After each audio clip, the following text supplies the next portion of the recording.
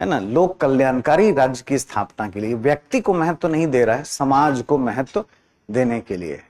और हमने एक चीज जो नहीं होना चाहिए वो भी हमने कर लिया है। क्यों नहीं होना चाहिए अभी समझाता हूं आपको, और उसका नाम है मूल कर्तव्य, यानी 51A। तो ये हमने फंडामेंटल ड्यूटीज भी ले लिया है। अब इतनी अच्छी बात है कर्तव्य, और मैं कह रहा हूं कि होना नहीं चाहिए, आपको बुरा लगेगा। तो बताइए ये क्या बात है, कर्तव्य ही नहीं होगा तो क्या होगा। अब आप विचार बनाइए, ठीक है, बड़े एग्जाम्स के लिए जा रहे हैं। कर्तव्य बहुत अच्छा चीज होता है, लेकिन नैतिकता के लिए, नैतिकता की गाड़ी जो है ना, जीएस पेपर 4 बिना ड्यूटीफुलनेस के नहीं चलेगा। लेकिन संवैधानिक नजर से, है ना, कानूनी नजर से कर्तव्य जो है अच्छा नहीं होता है। क्यों? कर्तव्य एक बहाना मिल जाता है राज्य को, यानी सरकार को, जो व्यक्ति के अधिकारों को छीन सके। आप उदाहरण से समझिए, राजशाहियों में, पुराने जमाने में, मुगलिया पीरियड, सल्तनत पीरियड, इन सब में कर्तव्यों की बात बहुत होगी। किसी भी राजशाही में राजा कहेगा कि जनता का ये कर्तव्य है कि वो टैक्स दे, जनता का कर्तव्य है कि वो क्या समझे, डिवाइन पावर समझे, दैवीय शक्ति माने, और इसके बदले में एंजॉय करेगा। ठीक है, कर्तव्य दुनिया के किसी भी अच्छे संवैधानिक व्यवस्था में नहीं है, दुनिया में है ही नहीं, किसी भी अच्छी डेमोक्रेसी में। चलिए ढूंढते हैं कहाँ कहाँ नहीं। अमेरिका में है क्या कर्तव्य? नहीं। चलो यूके में होगा, वहां भी नहीं है। और कहीं ढूंढ ले, स्पेन में होगा, नहीं है। फ्रांस में होगा, नहीं है। किसी भी सभ्य जगह पे नहीं है। तो कहाँ कहाँ है? रूस में मिलेगा।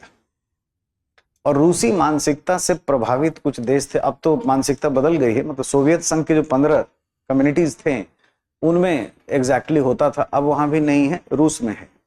हम उनसे प्रभावित हुए। जापान में है, तो रूस में है, चाइना में है। तो ये दोनों बहुत लोकतांत्रिक तरीके की व्यवस्थाएं नहीं है। यहाँ जनता की क्या स्थिति है आप जानते ही, है ना, बहुत ज्यादा बोलने के अधिकार, बहुत कुछ फ्रीडम ऐसा नहीं है। आपको एक पॉलिटिकल पार्टी के प्रति भक्ति करनी पड़ेगी अगर आप चाइनीज हैं। अगर आप लोग चाइनीज होते और वहां की सिविल सेवा की परीक्षा, यानी मैंड्रीन बोलते हैं, भाषा भी है और सिविल सर्विसेज, तो आपको 2 चीज चाहिए होता। आप इंजीनियर होना चाहिए और आपको कम्युनिस्ट पार्टी के प्रति भक्ति होनी चाहिए। और अगर ये नहीं दिखा तो कहीं डिटेंशन सेंटर में ले जाते, 2 महीना आपको कभी ऐसे कभी ऐसे कभी वैसे करके देखा जाता कि आप सुधरे कि नहीं, फिर उसके बाद आपको सुधारा जाता। ऐसी तो स्थिति है वहां। तो बहुत लोकतांत्रिक व्यवस्था नहीं है। कोई ऐसा चैनल नहीं है जो सरकार का शिकायत करे। कभी देखे हो?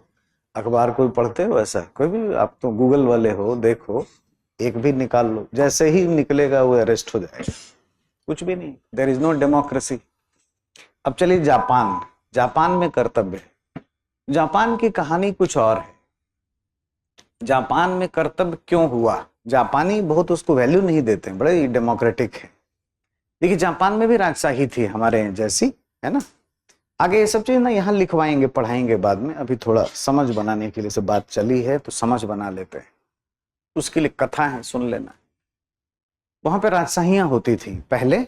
जैसे आपको हालांकि इतिहास में पढ़ना नहीं है जापान का इतिहास, लेकिन 1947 से पहले राजशाही आपको दिखाई देगी लगातार, है ना। मतलब समुराई के पीरियड से, राजा ओडा के जमाने से लेके आगे चलते, राजा हिरोहितो वहां के बड़े प्रभावी राजा होते थे, जिन्होंने मेइजी की उपाधि ली। जैसे हमारे यहाँ विक्रमादित्य वगैरह होते थे। मेइजी का मतलब होता है दैवीय शक्ति। तो क्या हुआ, एक बार 40 के दशक में राजा मर गया, और राजशाहियों में सब षड्यंत्र खड़यंत्र होता ही रहता था। इनको मार दो, उससे शादी हो जाएगा, ऐसा वो राजा बन जाएगा, कोई नौकर है वही राजा बन गया, मार के, होता रहता था। तो एक राजा जो आखिरी 40s में दिखता है, उसका एक छोटा सा बच्चा राजा बना हुआ था जो अबोध बालक था। और जापानी बड़े, है ना, बड़ा कौशल वाले मेहनती लोग होते हैं, समुराई। चाइना भी डरता था उन्हीं से हमेशा, और वो कभी हारते वारते नहीं थे।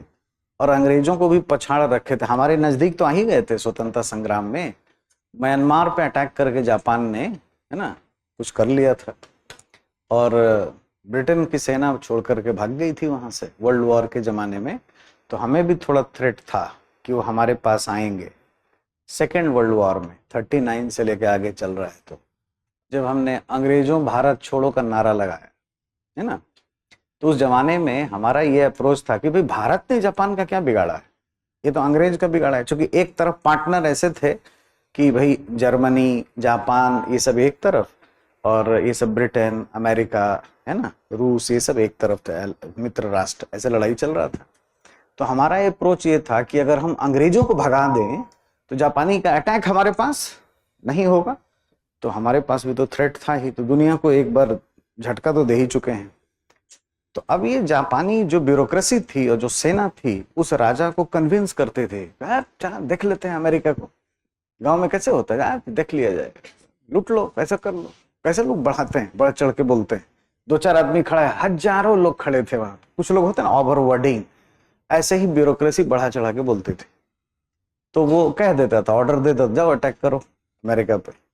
अमेरिका इतना बड़ा देश, 40 का दशक, फ्रैंकलिन रूजवेल्ट जैसा प्रेसिडेंट है, आप सोचिए, और जाके जापान को ज्यादा कुछ तो बिगाड़ सकता नहीं था। तो जाके कभी चुट्टी काट लिए, कभी पिन गड़ा के आ गए, मतलब समझे, पश्चिमी क्षेत्र से प्रशांत महासागर में आकर अलास्का के साइड से छोटे मोटे अटैक किया करते थे। एक बार उन्होंने कुछ ज्यादा साहस किया। वो क्यों किया? अमेरिका ने एक पानी वाला जहाज बनाया, युद्धपोत बड़ा सा, उसका नाम था एरिजोना, और कहा कि कभी नहीं डूबेगा, अब तक का सबसे पावरफुल, है ना। टाइम है 1941। अब जापान के वो जो ब्यूरोक्रेसी के थे, तो राजा को भी बात पहुंची कि अरे ऐसा जहाज जो कभी डूबेगा नहीं। तो लोगों ने कहा हम लोग तुरंत डुबा देंगे। तो बच्चा था ही, राजा कह दिए जाओ डुबा के आओ। बस जापानीज गए, और पर्ल हार्बर की घटना आप जानते होंगे, फिल्म भी बनी है पर्ल हार्बर पे, बहुत अच्छी सी फिल्म है, उस पर अटैक करते हैं भयंकर, वहीं पे वो खड़ा हुआ करता था, और बीच में बॉम्ब लगा के ऐसे खट खट खट उसको 2 टुकड़ा करके डुबा दिया जापान, है ना। तो अमेरिका को घमंड था कि डूबेगा नहीं, फट से डुबा दिया। आज तक उससे फ्यूल गिर रहा है, उससे ना ऑयल गिर रहा है, इतना तेल था उसमें। अब माना जाता है कि तेल नहीं है, अमेरिका के आंसू हैं। अब अमेरिका को बहुत गुस्सा आया, अब इसको छोड़ना जो है मुश्किल ही नहीं, नामुमकिन है।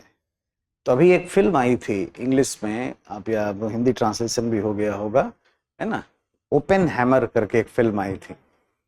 वो न्यूक्लियर प्रोजेक्ट शुरू करता है अमेरिका। अमेरिका में न्यूक्लियर अटैक करने के लिए तैयारी होती है। फ्रैंकलिन रूजवेल्ट ने ही वो करवाया, ऑपरेशन मैनहट्टन, और वहां से एटम बॉम्ब बनाने की तैयारी शुरू हुई कि अब ऐसे ये सुधरेगा नहीं, ये बहुत हो गया।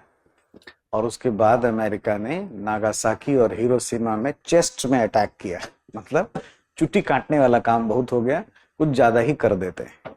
जो राष्ट्रपति जिसने प्लान किया था उसने अटैक नहीं किया, उसके बाद आने वाला प्रेसिडेंट ट्रूमैन ने किया, लेकिन सारा प्लानिंग फ्रैंकलिन रूजवेल्ट का ही था। अब इतने से तो अमेरिका शांत होने वाला नहीं था। 1945 में 6 अगस्त 9 अगस्त को ड्रॉप कर दिया। अब वर्ल्ड वॉर भी ऑलमोस्ट खत्म है। तो अमेरिका ने अपने एक सैनिक भेजा, जनरल डिगॉल, कहा कि जाके इसका संविधान बनवा दो। क्योंकि शुरू से लड़ाके टाइप के थे जापानी, उनका लड़ने का इतिहास था। इसके संविधान में लिखना कि युद्ध नहीं करना हमारा कर्तव्य है। क्या करना? युद्ध ना करना हमारा कर्तव्य है। और यही कारण है कि दुनिया का पहला देश है जापान, जिसने ये घोषणा किया है संवैधानिक रूप से, उसके संविधान ही में लिखा हुआ है कि हम युद्ध नहीं करेंगे, ये हमारा कर्तव्य है। और इन अर्थों में जापान में कर्तव्य गया, वरना वो कर्तव्य को ज्यादा वैल्यू नहीं देते। अभी एक उनके राष्ट्रपति उनके प्रधानमंत्री कुछ टाइम पहले, भूतपूर्व प्रधानमंत्री शिंजो एबे, उनका मर्डर हो गया। जो इसको हटाना चाहते हैं, इस आर्टिकल को रिमूव करना चाहते हैं संविधान से, क्योंकि चाइना ने बड़ा अति कर रखा है, साउथ चाइना सी में अपना प्रभाव बढ़ा रखा है।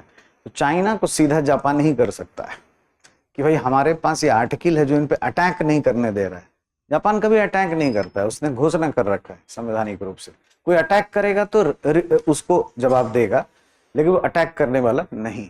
लेकिन चाइना अभी मानने को तैयार है नहीं। तो पूरी दुनिया में 2 जगह, मतलब ऐसे, एक तो मार्क्सवादी कुछ देशों में आपको दिखाई देता है, और जापान में, तो जापान की कहानी आप समझ गए, और ऐसे देश में जहां जनता के अधिकार नहीं है। तो कुल मिला के समझ हमें ये बनाना चाहिए अभी, और हम ठीक से इसको पढ़ने वाले हैं आगे, कि नैतिक रूप से, नैतिकता के लिए कर्तव्य बहुत इंपॉर्टेंट है, लेकिन वैधानिक रूप से, कानूनी रूप से अधिकार इंपॉर्टेंट है। अधिकार में ही कर्तव्य छुपे होते हैं, इसको बताने की जरूरत नहीं है। जैसे बोलने का अधिकार, तो सुनने का कर्तव्य छुपा हुआ है। अब एग्जाम की तैयारी को और बेहतर करने के लिए हमारे चैनल को लाइक, शेयर और सब्सक्राइब करना ना भूलें।